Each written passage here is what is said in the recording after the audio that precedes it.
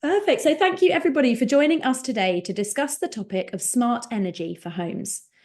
Our homes, how energy efficient they are, how we heat and how we cool them, are a massive contributor to the UK's carbon emissions. I think they contribute up to around 20%, although I'm sure either Tim or Tom might be able to correct me on that. And they are second only to transport as the most polluting sector in the UK.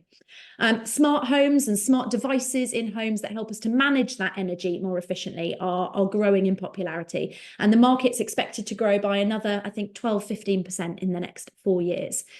So today we are joined by two innovators in the space of smart energy who are going to share with us what their journeys into the climate sector have been, what their respective companies are working on, and the skills that they need in their business to continue growing.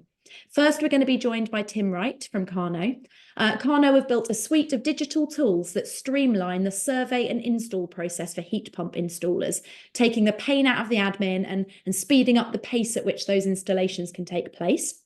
Followed by Thomas Farquhar, the commercial director of Heatio, who are making access to renewable energy affordable for everyone, with access to heat pumps, batteries, and a full smart energy management system to help homeowners save money on their energy bills and get to net zero quicker.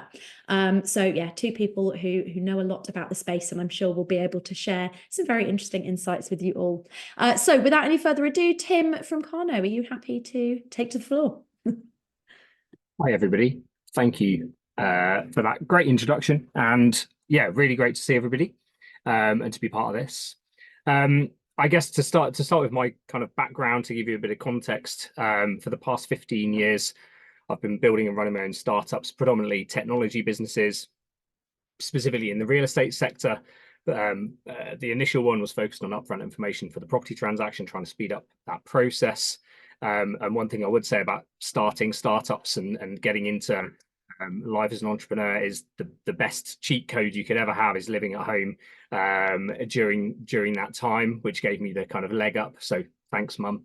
And so yeah, we went on this journey in the real estate market, moved into kind of marketing, professional photography, floor plans and videos and various things such as that.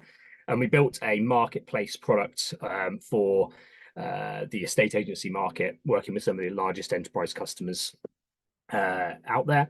We then spun that into, or I spun out a small startup which was aimed at AI and machine learning aimed at the longer tail of estate agencies, which were not the enterprise customers, maybe those who didn't have the budget for professional photography, who would take their own photographs and automate the post-processing of those images and floor plans, etc., which then allowed us to take a whole load of cost out of that main business model as well at the same time. And then my journey then was hit with the classic COVID situation, where we genuinely thought we may have lost everything that we'd worked for over the past kind of 9–10 years. And at that point, I kind of took a step back, as a lot of people did, went on furlough, reassessed what life was all about. I had a young son at the time. And so it was a great, actually a really good time to take a bit of time off and reflect. And actually the property market, as many of you I'm sure will know, bounced back pretty readily, and so that business actually still runs today, set to do 16 million in revenue. But I took a step back on the day-to-day side to really kind of focus on a core passion of mine, which has always been kind of green technology, climate tech. And I joined Carbon 13 in the first cohorts of that accelerator program, which is based out of Cambridge University. At the time, I tried to build an ag tech business using AI machine learning for farmers to help them more accurately apply the correct amount of pesticides, nitrogen, etc., to their crops. And then it turns out that when you've worked in real estate, VCs don't really believe you when you say you're going to build a 100 million revenue ag tech product. So I guess obvious really in hindsight, but yeah, that was fun and a good experience, but no cigar at the end of that. And then I started work on the Carno idea, really initially working with another founder from Carbon 13, and whilst researching that, built a network of people who are experts in energy and really started to see that there's a lot that I could bring from it as a technology entrepreneur and somebody who's been involved in the property transaction and prop tech more broadly.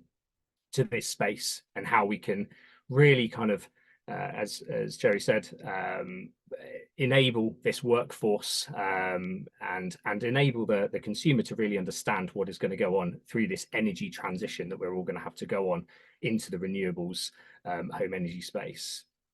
And yeah, so Carno's thesis was really improving that installation of heat pump process initially, the laborious processes that are involved in applying for grants, etc., which are really kind of unnecessary paperwork, and how could we automate that, and how could we improve that. We've now expanded that approach into a kind of whole home approach. So looking at heat pump, solar, battery, and EV chargers, and then combining that with a flexible energy grid.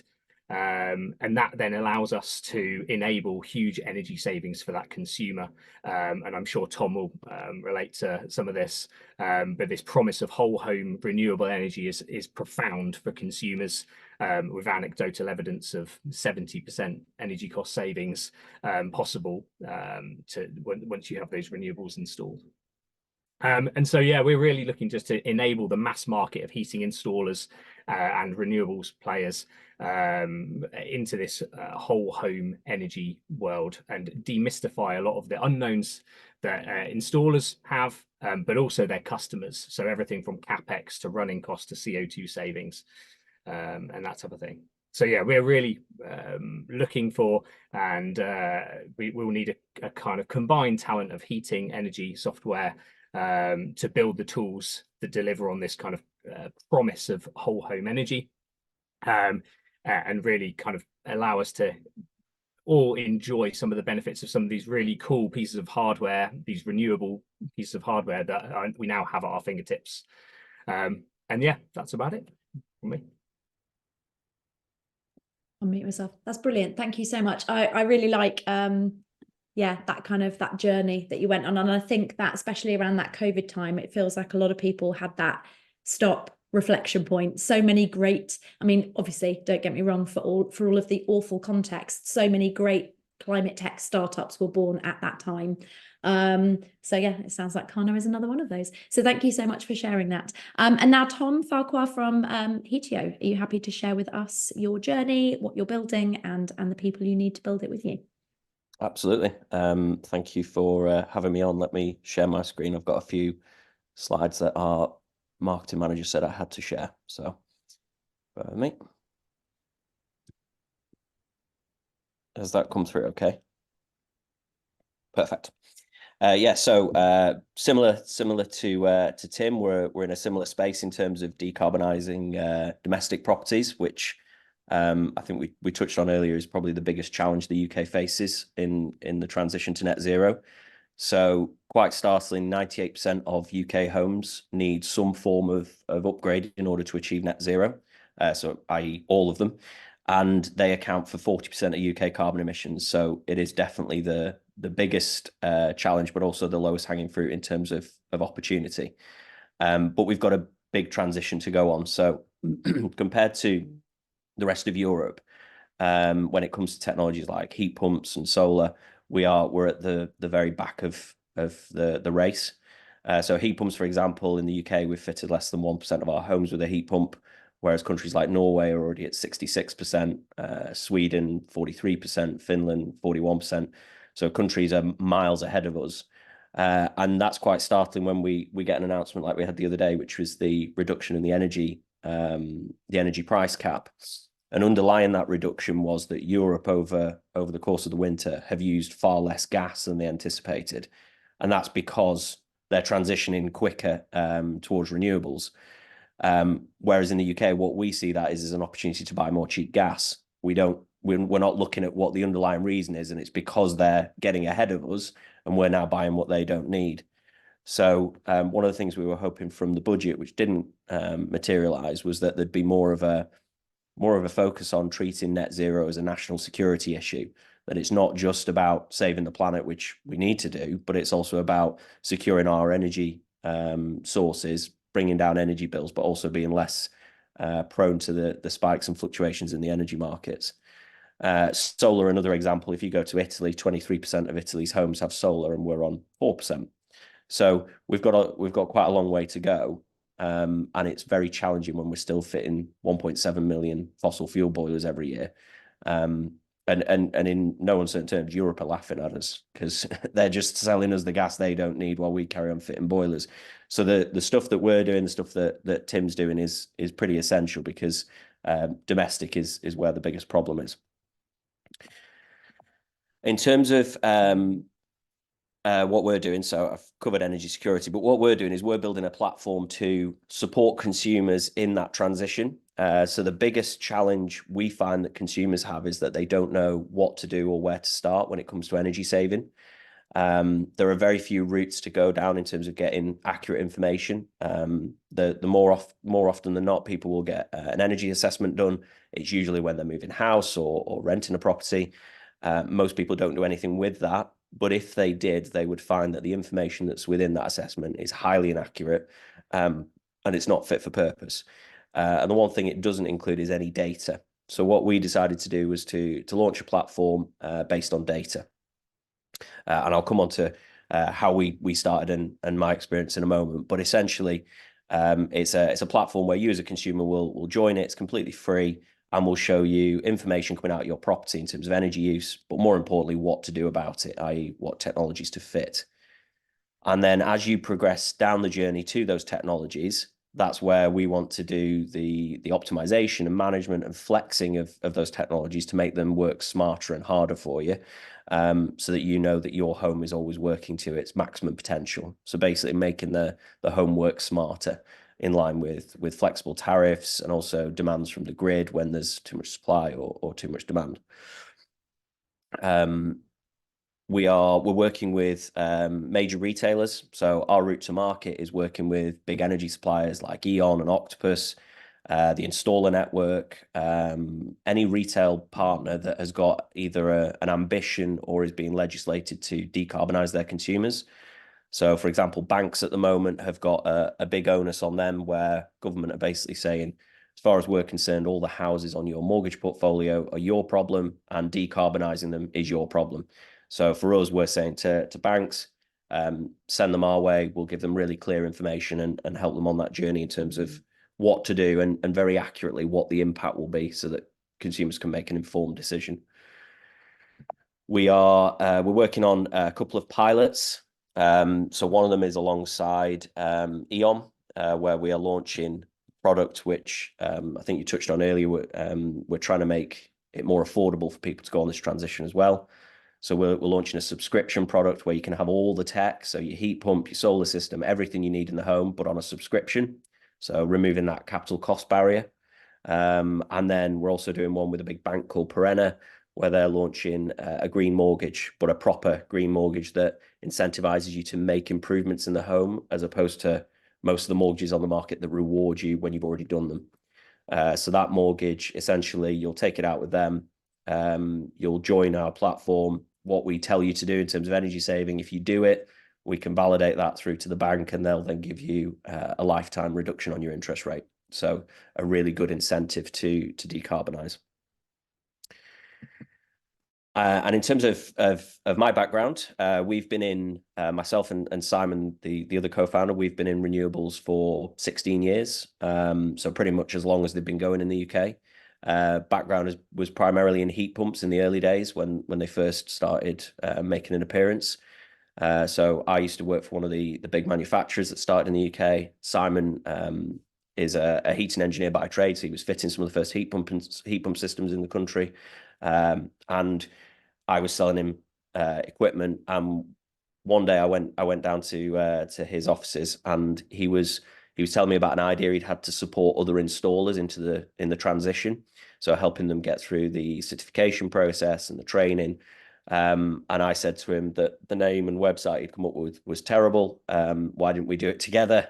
And we formed a business that went on to have 4,000 customers.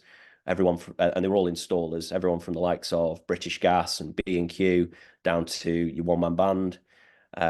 We sold that business in 2015, and then the business it became part of, we helped them become a very big renewable installer in the Northwest.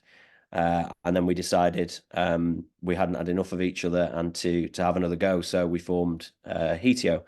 So yeah, I can definitely relate to what Tim's saying about the entrepreneurial drive. We're a very good team because we know what our strengths and weaknesses are, and we know when to let the other one pick up on them. But what we found through our journey in renewables is that the people that were benefiting the most from having the tech installed tended to be at the wealthier end of the spectrum.